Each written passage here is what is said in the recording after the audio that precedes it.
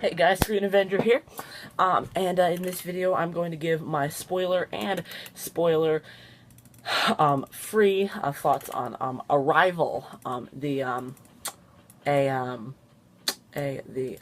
latest film starring Amy Adams, Jeremy Renner, Forest Whitaker, and much more. I regret that I did not see this film earlier, but still, I see it now, so it's all okay. It has been so fun seeing this movie. This movie was awesome. First I will start out with my spoiler-free review. So if you haven't seen Arrival, that is perfectly fine. So you do not really have to do anything, go anywhere. It's fine. So the basic synopsis of this is Dr. Louise Banks is a linguist, and she is called by the government to investigate one of the many alien spheres that have touched down across the Earth, and so she has to, because she is a linguist, she must communicate with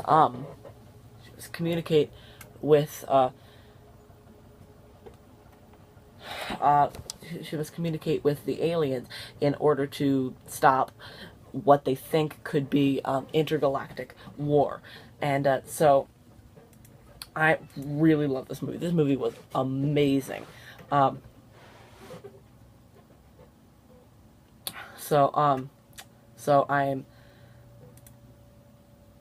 I just really love what they have cooked up, and while there are a few twists that some of them could be suspected, it was still a really good freaking movie. It was just, I don't really know what made it such a good movie. It was really powerful, and the message, I can't really say any more about this without getting into spoilers, but it was just really, it was just so powerful. It had a really great message, and it just moved at the perfect pace. It perfect characters, perfect time, perfect everything, except it wasn't really a perfect movie. There were a few flaws. I'll talk about those a little in the spoiler review, but out of 10, I'd probably give it an 8.5. 9. It was just such a good movie. So if you haven't seen Arrival already, I highly suggest you go see Arrival. So now let's get a second opinion, and while we're doing the second opinion spoiler free, we will move into the spoiler review. So this is my second opinion guy, Tim Wood. So Tim, what did you think of Arrival without spoilers? I thought it was very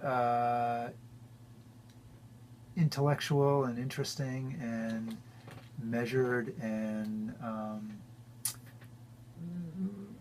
realistic as far as these things go. Mm-hmm. The characters were really good. I thought the military guys were a little black and white. Not much to mention to them, but the leads were good and very fleshed out, and the aliens were cool, and the whole process of how the movie develops. You think it's going one way, and then it sort of goes in another way. Mm-hmm. That's very non-traditional. But yeah, I liked it. So now let's talk about spoilers. Bum bum bum. So if you haven't seen Arrival, go watch Arrival, and then come back and watch our review.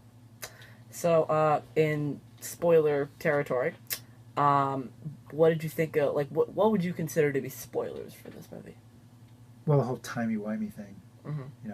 The time is really the key to the whole thing. Mm-hmm. Aliens and stuff. The aliens, that it's not their language or a weapon or a tool. It is their language, but it's the ability to see time the way they do and experience time the way they do that changes the main characters. Mm-hmm. And I think it was so sad how at the very end, like, she knew her daughter was gonna die and stuff. But she still But wanted to have a daughter. but she still wanted to have a daughter, and she still and she just had to wait it out, wait all those years before she died, knowing that she was going to die. Yeah, that must have been really hard, huh? Yeah. Although she had fun in between, so if you could call that fun, tortured fun. Well, it was. She knew to enjoy every moment, enjoy every sandwich, as Lauren Zevon said. I'm also wondering, why did Abbott and Costello take Louise back in that little pod thing? Back to the spaceship, into their... Because they wanted to get the message across.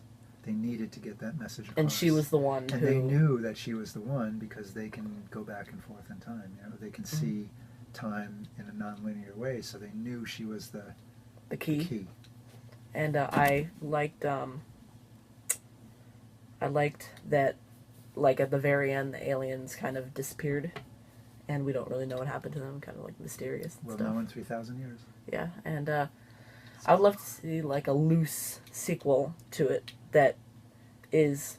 that you don't have to see Arrival to know about it. Like, it's set in the year 5000, and it's all about, like, aliens and I wonder if the author has written that. Ted Chiang. I wonder if he's written that story. I wonder. But I really liked I liked the whole, because, you know, if you watch the channel, you know I'm a Doctor Who and time travel fan, so this is definitely a movie for me. And Tim, what did you think of all of that? Just the time travel and stuff.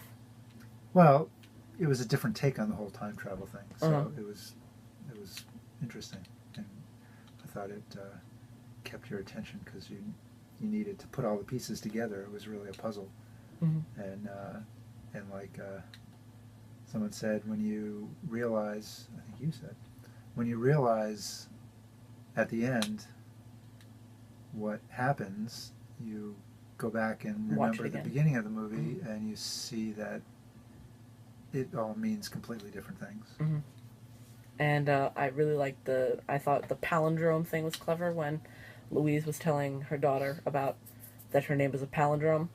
That was a nod to how the film is kind of a palindrome, like the beginning and the end all connect together. Right.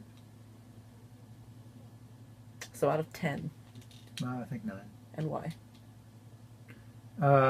Because it wasn't a stupid science fiction movie. Like Independence Day Resurgence, you didn't see that. Well, but, you know, yeah, like that. And, I mean, it had to kowtow a little bit to that with the soldiers and all that, and the explosion and the unrest and everything. They use the sci-fi genre very well. Yeah, those were sort of cliches. But nonetheless, I think they used them sort of in support of the story, which is a good thing. So, yeah. And probably with the spoilers and everything, with like all of the twists and stuff, probably a 9. I really liked it. I would go see it again, knowing that everything was everything, and everything was leading up to that. Kind of like for Fantastic Beasts. Sorry, Fantastic Beasts spoilers coming up quickly. That if you watched it from the beginning, you could see some nods and references to the fact that Credence was the Obscurial and Graves was Grindelwald. So I just... Graves was Grindelwald? Just joking. He's seen it already. Yeah. But, yeah, so we both really liked Arrival. And we suggest you go see it if you haven't already. And if you haven't seen it, then you just got it all spoiled for you. So, there you go. Yeah. Thank you guys so much for watching. Go see Arrival. And we will see you guys soon. I'll see you guys soon. Maybe. Bye.